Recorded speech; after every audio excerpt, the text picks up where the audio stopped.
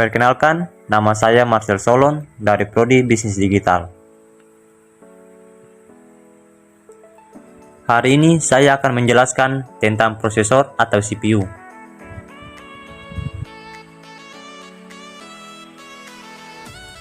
Apa itu prosesor?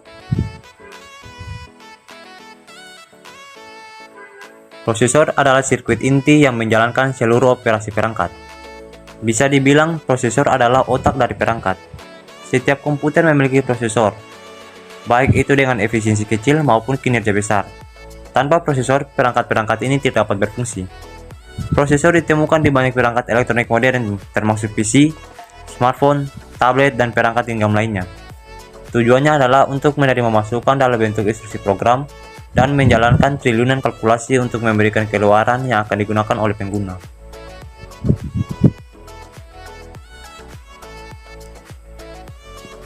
Fungsi prosesor. Cara kerja prosesor adalah dengan membaca instruksi untuk melakukan tindakan tertentu. Instruksi dirangkai bersama, sehingga ketika dijalankan secara real-time, instruksi tersebut membentuk pengalaman komputer. Semua yang dilakukan di komputer harus diproses oleh prosesor. Setiap kali membuka folder, proses ini membutuhkan prosesor. Saat mengetik dalam dokumen, itu juga membutuhkan prosesor. Hal-hal seperti menggambar lingkungan desktop, jendela, dan grafis game adalah tugas kartu grafis yang berisi ratusan prosesor untuk mengerjakan data secara bersamaan dengan cepat. Namun sampai waktu tertentu, mereka masih membutuhkan prosesor juga.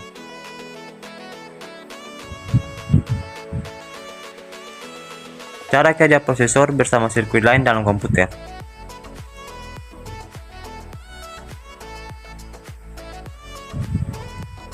Komputer adalah mesin yang dapat diprogram. Dua karakteristik utama dari sebuah komputer adalah ia menanggapi serangkaian instruksi tertentu dengan cara terdefinisi dengan baik, dan ia dapat mengeksekusi daftar instruksi yang telah direkam sebelumnya. Komputer menjalankan perintah secara berurutan, dengan data yang terus-menerus berpindah dari input dan memori ke prosesor perangkat. Secara keseluruhan, komputer bekerja dalam 4 langkah.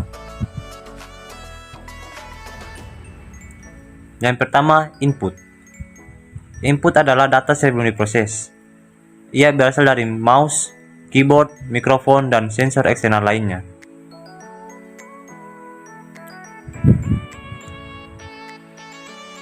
Yang kedua, penyimpanan.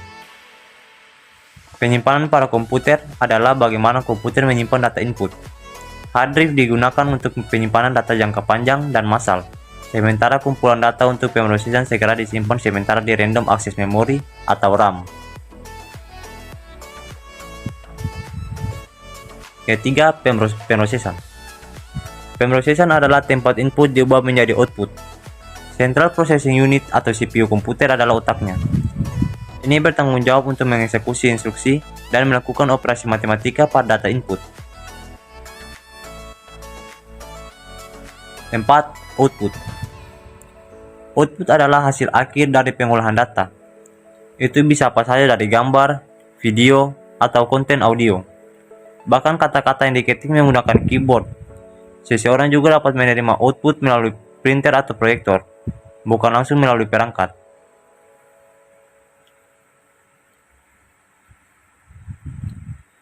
Sekian penjelasan dari saya, dan terima kasih.